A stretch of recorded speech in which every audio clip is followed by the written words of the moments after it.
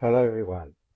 Today we're going to look at how to write an introductory paragraph for your paper for the 2016 Cambodia TESOL Research Symposium and the LEIA Journal.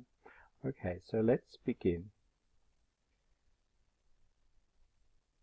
The purpose of an introductory paragraph, and these are the guidelines that you were given from the LEIA Journal Committee.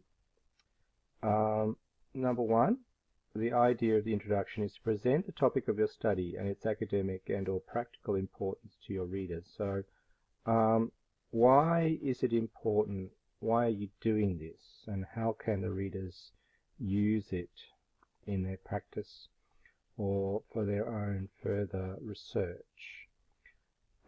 Briefly summarizes other literature on the topic. Now, this was mentioned in the abstract, and it's good to do it in the introduction as well, the introductory paragraph. What is the other literature?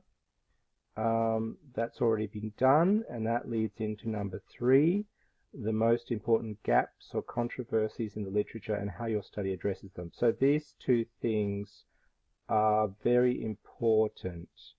What have you read about this topic in other contexts, other countries, and why are you doing this research?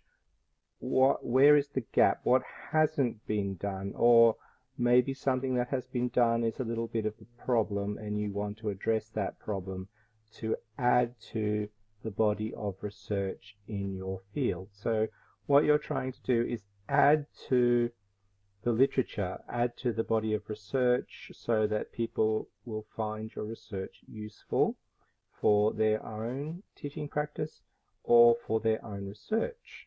So those 2 points are very, very important, and they were also mentioned in the abstract. 4 introduces the research problem addressed by your study. So what is the problem? What are you going to try to solve or find out more about? 5 outlines the specific research objective. What do you want to do? Okay, what's the practical point of your research? 6 describes the context of your study, including subjects of your research. So, who are the students? What are they doing? Where are they? That kind of thing. The background. Is it high school or primary school, university, adult learners, young learners? So what's the context? Provides your readers with an outline of the rest of your article. So how is your article going to go? Methodology, surveys, data collected, analysis and discussion of the data, that kind of thing. So these are the 7 points or purposes of your research, your introductory paragraph, as set out by the LEIA Journal Committee. So here's an example from the same paper that we looked at before. We looked at the title and the abstract. So this is an example of the introduction.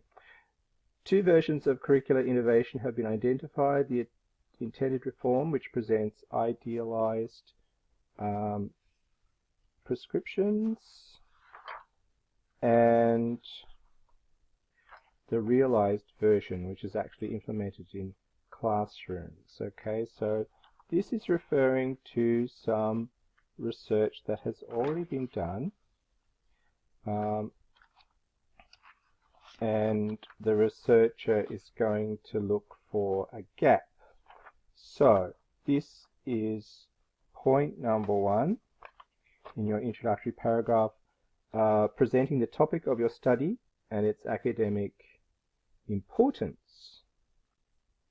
Then moving on to the gap. There is a gap between the 2 because the experience and perceptions of the key decision makers, the teachers, are usually not taken into account. So this study is looking at the perceptions of the teachers with the narrative frames that were mentioned in the abstract. So, number 2 and number 3 are there. Then we get on to number 4, the research problem. In-depth case study into the belief and practices of a group of Vietnamese teachers in regard to innovative national curriculum in Vietnamese high schools, in which CLT, communicative language teaching, and task-based language teaching are fundamental features. And then we get to number 5, the research, the specific research objectives. The paper will focus on the initial phases of data collection in the research project, in which teachers were asked to complete narrative frames. Okay, so this is the objective of the research. We know that teachers' opinions haven't been sought before from our background literature, and that's the object of this paper, is to actually get that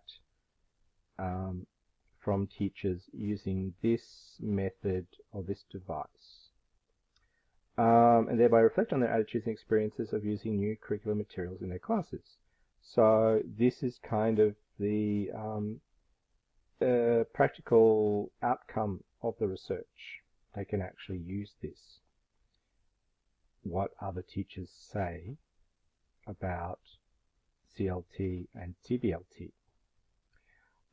Extracts from these narratives will be presented and briefly discussed to bring out the extent of convergence and divergence from their understanding of communicative language teaching and their reported classroom practices. So what is there a disconnection between how they understood it and how it actually worked in their classroom? So this is kind of the context of the research is what are you going to do and what are you going to find and how's it going to help, you know? And this might help new teachers in the field, like you know, I thought it was about this, but then seeing how the teachers reported on it, how they actually used it in their classrooms, and what their perceptions were of TBLT using this methodology, narrative frames, what actually happened, and that's very useful for a teacher in the field. And then this paper will conclude with a discussion of the methodological issues of this approach to eliciting teachers' beliefs and attitudes. So how the paper will proceed. So we had methodology, qualitative research and discussion of that, and then some discussion at the end. So that's a very neat introductory paragraph from a research paper. I hope that helps you with your research paper, and I'll see you next time.